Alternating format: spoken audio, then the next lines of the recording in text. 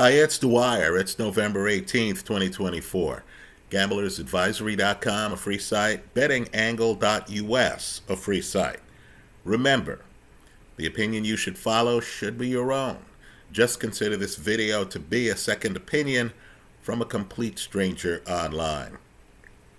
Now, let me just say, this is really more a cultural video.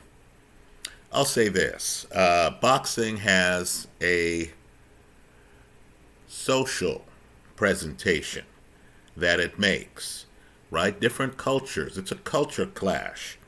Come together and often identify with a certain boxer. Right now, this Jake Paul-Mike Tyson fight, which apparently, according to Netflix, was watched by 60 million households. Folks, this is a almost Super Bowl level type of boxing event. There might not have been a boxing event in history that had this many people tuning in if Netflix's numbers are correct. Understand, we're not talking about 60 million fans. We're talking about 60 million households. And the way it goes is someone says, yeah, I got Netflix, and then three friends say, hey, can we come over to watch the fight? Right? That's one venue, that's 4 fans watching the fight. And I believe the person who made the fight happen, the person who brought that kind of attraction to the event, and he is one of the most important people in boxing, is the entrepreneur Jake Paul. Now let me just throw out a paradigm here. You can disagree with me. This is one man's opinion. We have a comment section here. You can give us your opinion. But as I see it, they're people who put themselves in a position where they are putting on a show, right? This is the show person. And inevitably, there is a huge portion of the public that hates the show, right? That feels that the show person is trying to say, hey, I'm better than you, right? That the show person is fake, that it's all a persona, that the show person is trying to monetize real world emotions by making some fake public showing that's attracting, you name it, fans, dollars, votes. So I'll name 3 showmen who, in my opinion, the public actually turned on. And all 3 showmen were talented, did some things, but understand when there's a culture clash, the culture clash will cloud their actual talents. Right? Donald Trump. I just feel that a lot of people did not like how he presents himself. Right? Still don't. Overlooked is the fact that we did have lower inflation back then. Donald Trump did pass criminal justice reform, opportunity zone legislation. He actually got things through Congress, right? Renegotiation of the NAFTA international treaty, got NATO members to actually pay more. Donald Trump actually did accomplish a few things.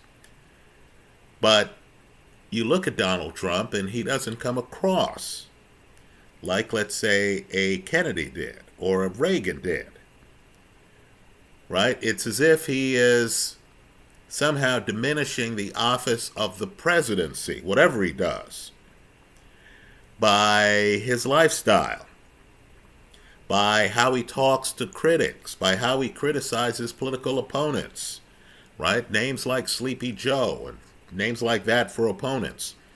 Well, let me just say, other guys who were great shows, right, brought a dynamic that was really different, but who I believe the public turned against. Boy George, Folks, I'm a child of the 1980s. When Boy George came along, let's just say his look was original. You heard his voice and you understood, hey, look, this is not a costume. This guy actually can sing. Culture Club had it going for a bit. But then, Life in the Limelight didn't age well for Boy George. Let's just say that people then turned on him. Boy George's fame evaporated faster than you thought it would. You understood that there were a lot of people who didn't appreciate the show, thought the show didn't represent their values. Right? Another guy, and it's happening right now, is Diddy. Right? Now, I'm not expressing an opinion on whether Diddy is innocent or guilty. Right? I have made some videos on Diddy on my crime site. That's the Esquire 777 YouTube webpage.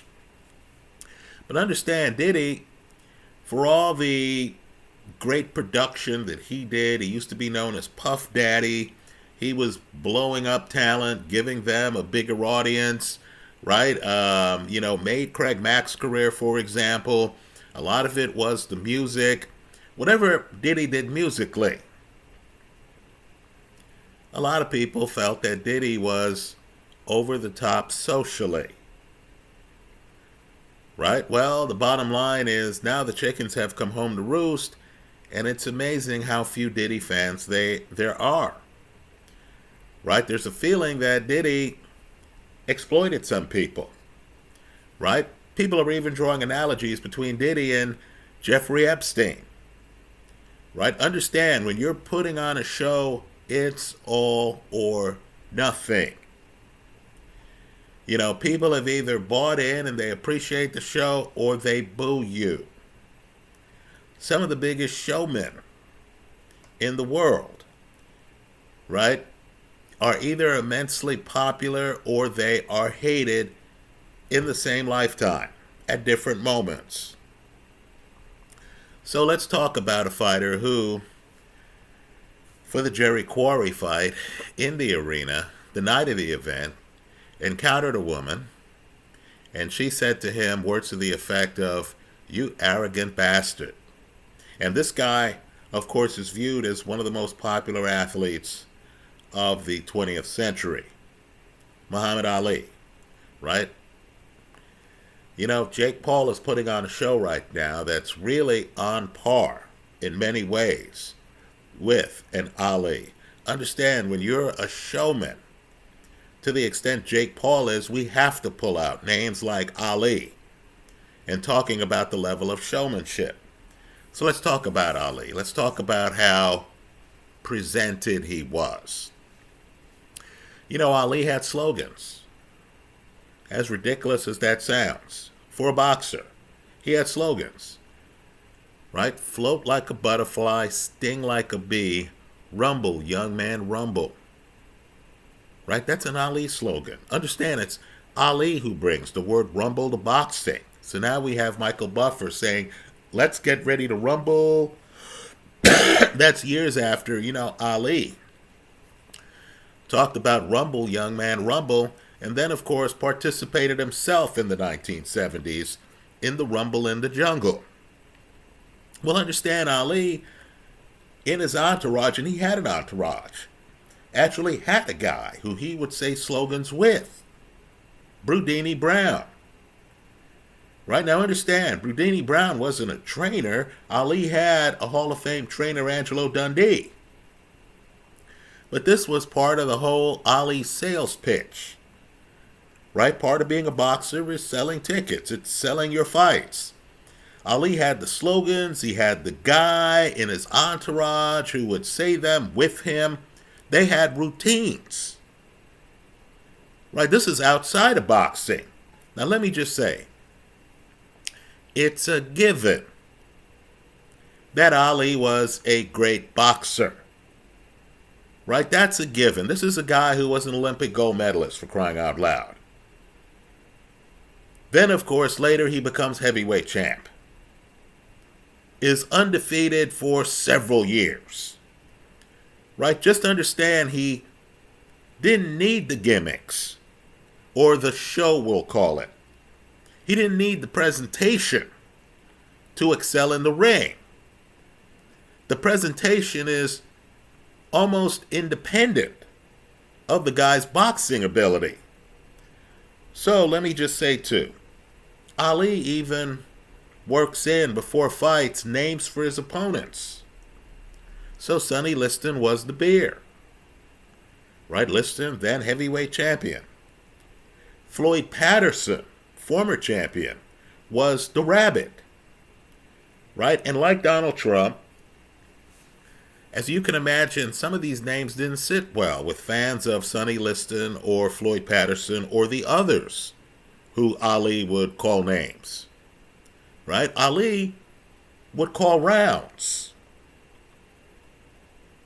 In fact, he called rounds to the point where it was striking that when Ernie Terrell called him Clay, and Ali was upset with that before the fight, it was striking that Ali would not call a round for the Ernie Terrell fight. Then, of course, Ali goes out there and punishes Terrell for the entire fight, saying, "What's my name?" And the feeling at the time was that Ali just wanted to punish the guy. I'm not kidding. Right? This is one of the greatest boxers in history. He has all this going on outside the ring. And of course, he has a political presentation. Right? He himself is a Muslim. I'm telling you, there are many boxers right now who you don't even know what religion they are. Right? You can be a devout Christian. You could be a devout Muslim. And the boxing public wouldn't know it. In the 60s, everyone knew Ali was a Muslim. After all, Ali shows up to the Liston fight with Malcolm X. Right? Let me just say, too, Ali, of course, decides he's not going to Vietnam, and understand this isn't a private thing. Ali gives speeches where he says, "I ain't got nothing against them Viet Cong. No Viet Cong ever called me N-word." Right? Again, this is all independent of the fact that Ali in the ring was spectacular. Ali even has a press connect. A guy in the media who he liked giving interviews to. Howard Cosell. Cosell himself is a great. If you... I was raised in the 70s. Cosell was the top in terms of boxing commentators. Right? The phrase, "down goes Frazier," is from Howard Cosell, and it sums up one of the jarring moments of that decade. Right? Well, just understand, Ali would talk with Howard Cosell, and the conversation would go off the rails. Right? It would be like Michael Jordan talking with Ahmad Rashad. Right? Jordan, by the way, another showman. Right? Would give interviews, and he'd have suit jackets on. Right? The game would happen. Jordan would hit the shower quickly, come out, have the earring in place, have a suit on, would be giving an interview. Right? Well, Ali, same type thing. Let me just say, Jake Paul. Folks, I know the fight itself disappointed. I know people like me thought Mike Tyson would do a lot better. The fight wasn't that competitive. Right? But I want people to think about a couple of things here. Right? I criticize Jake Paul, and I always try to take inventory after picks, including picks that went wrong. I criticize Jake Paul for gaining 27.25 pounds in less than 4 months leading into this fight. Right, folks? He carried the weight. He had the far better legs in this fight. It wasn't like he was carrying luggage. It wasn't like the weight gain, which was substantial, slowed him down one iota. Let me just say, too, before the fight, I thought, Jake Paul's going to fight on his back foot. I made the point here online, who has been successful fighting Mike Tyson on their back foot? Right? Most of the guys who've beaten Tyson, Lennox Lewis, for example, Evander Holyfield, who's so close, Tyson felt he was being headbutted. Danny Williams, Kevin McBride. Most of those guys were in the pocket with Mike Tyson. Right? Danny's not on his back foot moving away from Tyson. No, Danny's blood and guts in the pocket. Right? Buster Douglas is on his back foot. Buster Douglas gets dropped. Buster Douglas gets off the canvas. Buster Douglas hits Tyson with probably the best punch Tyson was ever hit with. That uppercut. Right? Up close and personal. Well, folks, we have a guy now who's beaten Mike Tyson on his back foot. Jake Paul. Right? Understand, Jake Paul, and it's interesting. You can look at the films over the years of his career. Jake Paul has developed a back foot. So there is a moment in this fight, it's early, where Mike Tyson actually backs Paul up to the ropes. And Jake Paul does a pivot, uses lateral movement, gets out from up against the ropes. Folks, Jake Paul, dare I say it, in this fight was a craftsman. He was also a craftsman after the fight. They asked him, "You promised us you would knock out Mike Tyson. Why didn't you knock out Mike Tyson?" And Jake Paul said, I didn't have to hurt him to beat him. Right? So I just did what I had to do to win, basically. Well, let's talk about the Jake Paul show. And let me just say, we've seen this with Trump. We've seen it with Boy George. We've seen it with Diddy. We've seen it with Ali. Right? We've even seen it with Jordan. People forget. Jordan leaves the sport. There was speculation that Jordan's gambling. There was a book on Jordan gambling a lot of money on golf. There was even speculation that that gambling might have contributed to his father's death. Right? We now know it didn't. But if you lived through the time period, the idea was that Jordan was gambling and that gambling debts may have played a role in his father getting murdered. Right? That's how big the blowback was. Folks, I'm just telling you, Jake Paul's show, and it's an impressive show. I was laughing watching parts of the show. It takes a lot of effort. One wonders how long a guy can pull off a show like this. Understand, we've seen shows like this before, and badly. Right? Michael Jackson in the 1980s. Big time show. He'd wear high waters out in public. He would wear a glove. People forget how ridiculous the era was. He'd wear one glove out in public. His hair always had to look a certain way. He would wear glasses at times. He would show up. He would have arm candy. He would have people like Brooke Shields with him. Right? Michael Jackson had problems sleeping at night. Just food for thought.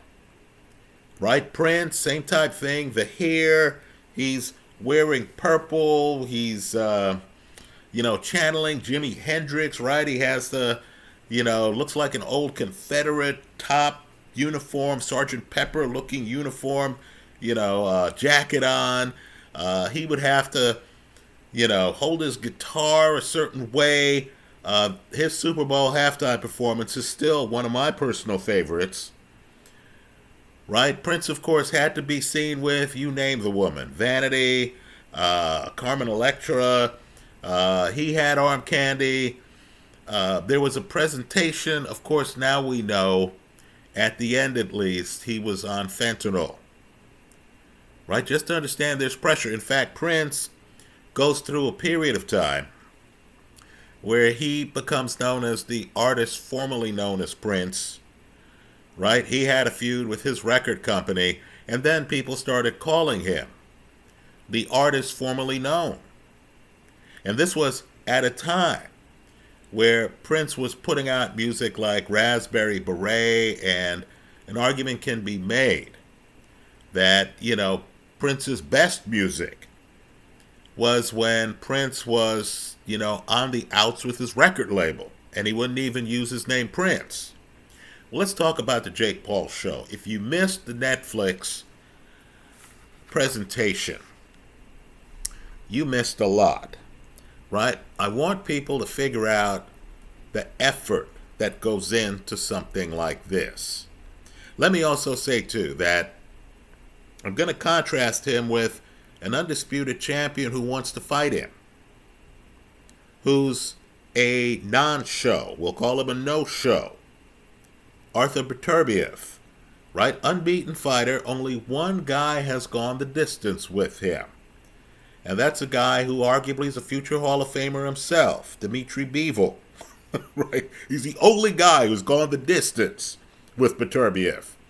Right? Beterbiev, knockout puncher. Jake Paul wants to fight Canelo. Well, here's a guy at 175. A guy who, by the way, in the amateurs beat Alexander Usyk. Here's a guy at 175 who is volunteering to fight Jake Paul. Think about that. That's how much credibility Jake Paul has right now. Undisputeds are now saying, hey, I'll fight Jake Paul. Guys who are active in their career, not retired. Guys who don't need 3-minute rounds cut to 2 minutes.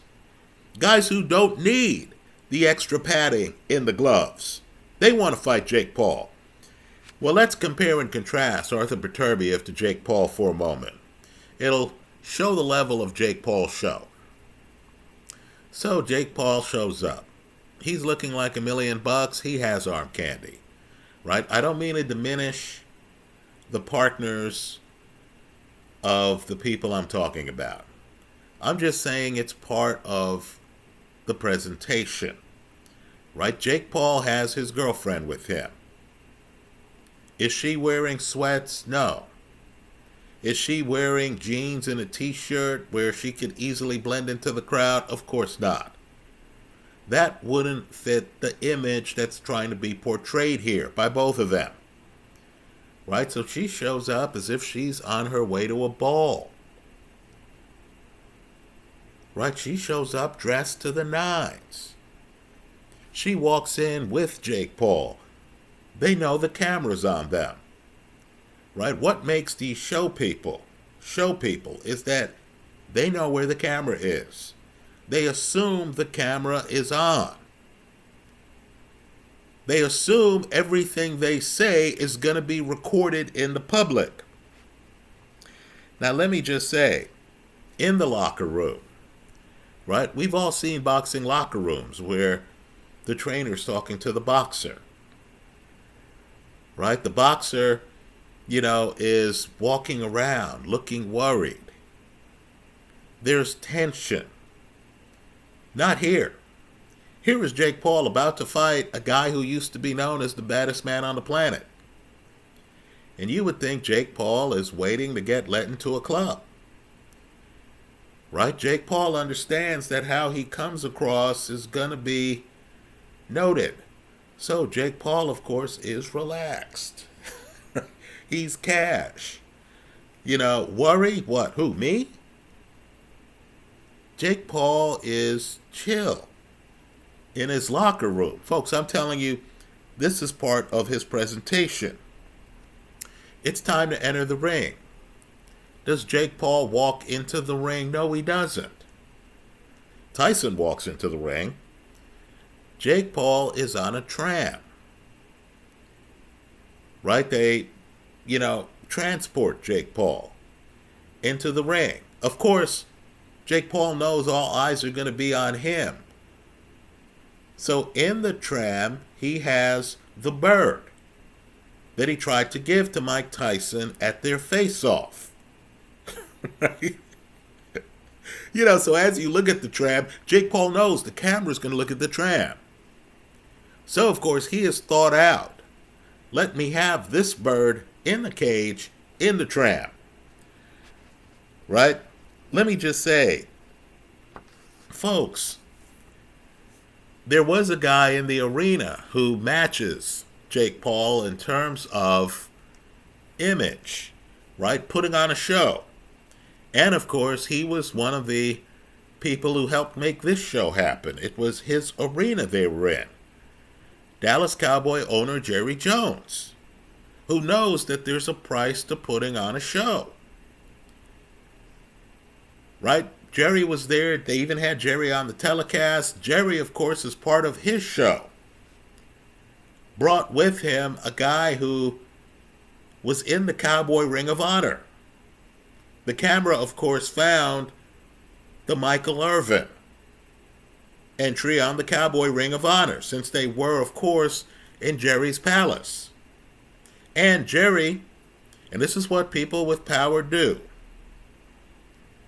right? You notice it with Derek Stevens, the owner of Cirque in Las Vegas, whenever he's on VSiN. Jerry, of course, has his star wide receiver, his Hall of Fame wide receiver with him. Right? So you look at the guys and you understand. Jerry's helped people's career. Jerry has been successful. If you don't know, Jerry has helped Hall of Famers. Jerry has won Super Bowl rings. Right? Well, folks, the interesting thing was that the person who got cheered entering the arena wasn't Jake Paul. Just like the person who was not loved at the time, was booed when he entered to fight the rematch against Sonny Liston, was the heavyweight champion Muhammad Ali. Right? As that old soul song says, there is a thin line between love and hate. Jake Paul's not kidding himself. He knows he sells tickets. He knows he draws crowds. He knows that for a sizable group of the people attracted to his event, he's the villain. He's the bad guy. Right, folks? Let's enjoy the show while it lasts. Right? We may laugh at Jake Paul. I'm telling you, if you actually get by Mike Tyson's bad performance here, you're actually going to notice that the other guy in the ring has skills. That the Jake Paul who fought Nate Robinson, who is stiff-legged, no longer exists. I'm just here to tell you, too, and you didn't see it in this fight, but Jake Paul has an A-level straight right hand. On the telecast, it's Andre Ward who talks about that straight right hand. Folks, that's an A-level right hand. Here, Jake Paul didn't have to take the gun out the holster, because as he himself has acknowledged, he was winning the fight without throwing it. He didn't have to go blood and guts with Mike Tyson, whose only chance, as we saw based on his slow foot speed, was to land a home run punch.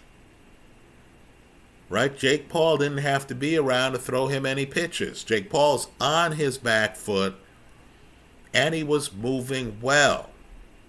Right? Now, we're not quite at the point where we can say that Jake Paul moving well at 227 would put him in the running against some of these big, clunky heavyweights.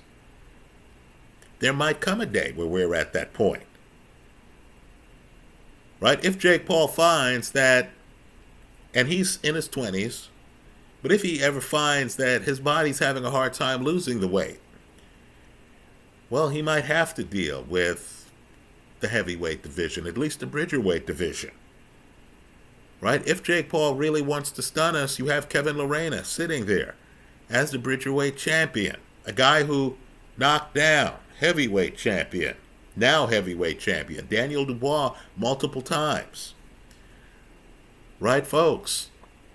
The Bridgerweight division's relatively new. If Jake Paul finds that he can't lose the weight and he wants to fight Canelo, he wants to fight he wants to fight one of the all-time greats at 200. If he finds that he himself can't get back to 200, while there are sharks in the water, right? Gilberto Ramirez delivered for us against Chris Billum-Smith. While there are extremely talented fighters out there, there is a possibility that Jake Paul might see the opportunity available at Bridgerweight. Right? So let's take this guy seriously. I'm actually cheering Jake Paul. I'm a guy who, cheers some of these guys putting on a show because you understand how hard it is.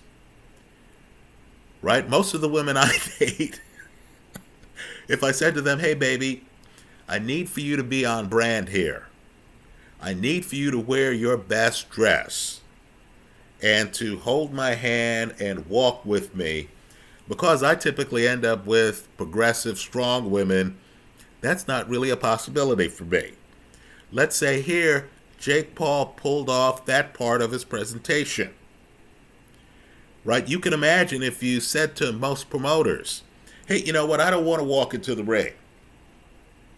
I want to be driven into the ring, and I want this pigeon in the ring with me. They're going to say, Rich, who the hell do you think you are? Right, buddy? Come again with a different demand. Here, Jake Paul is part of MVP Promotions. It's his company. He's doing things many in the sport, even big names, can't even dream of doing. So I need for folks to look beyond the fight here and look at the financial success of the event. Right, folks? I'm telling you, the Mario Barrios, Abel Ramos fight was a barn burner. Both guys hit the canvas. The Katie Taylor-Amanda Serrano fight was a barn burner, right? I believe that fight was the most watched fight in female boxing history. Right? Don't let the scorecards convince you otherwise. That was a great fight. In other words, the card delivered. While the main event didn't quite live up to expectations, the card delivered. You had a lot of fans. You had an electric atmosphere at Jerry Jones's Palace. Right? Boxing, folks, is now on Netflix. Let me just take this opportunity to say, look, Jake Paul, I see the work you're putting in. Just like we all look back and we see the work Ali put in his career. Right? We see the work Jake Paul has put in, both in the ring and in the promotion. Right? That deserves an applause. He is, quite frankly, one of the most influential people in boxing. Right? He just put on a masterful show. Let's give him credit for that. Right? The Arthur Beterbievs of the world, I don't know what Beterbiev's partner looks like. Beterbiev, for those who don't know, is Muslim. Most of the public has no idea. Right? Beterbiev is all about boxing. He's not involved in promotion. In fact, word on the street is that he didn't participate as much in the promotion of the Bevo fight as one would have hoped. Right? Not surprisingly, there's a culture clash. A Beterbiev looks at a Jake Paul and sees an overinflated character. Right? Understand that Jake Paul views himself as an entrepreneur who's saving the sport of boxing. Right? That clash is going to lead to situations where Jake Paul enters the ring and he's greeted like Ali was greeted, entering the ring against Liston. Right? Actually, believe it or not, Jake Paul was greeted more favorably than Ali was greeted for that Liston rematch. Right? Ali had changed his name, and the fight was in Lewiston, Maine. Let's just say Ali was not warmly received. right? I'm just telling you, no one cries for a Boy George after he falls out of the top 10, right? Just a few months ago, Donald Trump was being tried for multiple felonies. He was even being tried for bank fraud on a loan he repaid, in a case in which the bank had a representative testify that they did their own due diligence and did not rely on Trump's representations in his loan application. Right? When the world turns on people who are putting on a show and who have put themselves out there, it turns violently. Given the risk Jake Paul is taking, where no doubt millions of people of that 60 million household group that saw this fight wanted Jake Paul to lose. Given the risk Jake Paul is taking, and given the fact that sooner or later, unless your name is Rocky Marciano, Joe Calzaghe, or Floyd Mayweather, you're going to lose a boxing match. Right? I'm going to applaud Jake Paul for taking the risk, for putting on a show, for convincing his girl to dress to the nines, for cultivating the persona of what, me worry? Before a multi-million-dollar main event against Mike Tyson. Right? I'm going to applaud him here. I think boxing needs more energy like this. Dare I say, I like the showmanship. Let me hear from you in the comment section of this YouTube video. Are you one of those people hoping Jake Paul loses? Do you want Jake Paul saying, hey, Arthur Beterbiev, I'll fight you, and then have a spectacle where they could pull it off, where you say, okay, Beterbiev, you're a professional prize fighter. I'll fight you at 200. You can come in at 175. We can make this an event where the public thinks that you could come up to 200 if you wanted, but you and I'll have an informal agreement where I'm going to have a 25-pound weight advantage, just so there's an air of intrigue on whether I can become the first man to beat you. Right? Beterbiev, of course, would remain undisputed because if Paul comes in weighing 200, Beterbiev would not have his titles at stake. Right? Food for thought. There are ways they could package it to make it entertaining for us. Paul, of course, has a lot of other opportunities. I doubt he's going to call out J.O. Pataya or Gilberto Ramirez at cruiserweight. There are some heavyweights who might not be able to move with him. Jake Paul's foot speed, believe it or not, folks, is above average. Right? We'll see what happens. Anyway, those are my thoughts. Let me hear yours in the comment section of this YouTube video. Thanks for stopping by.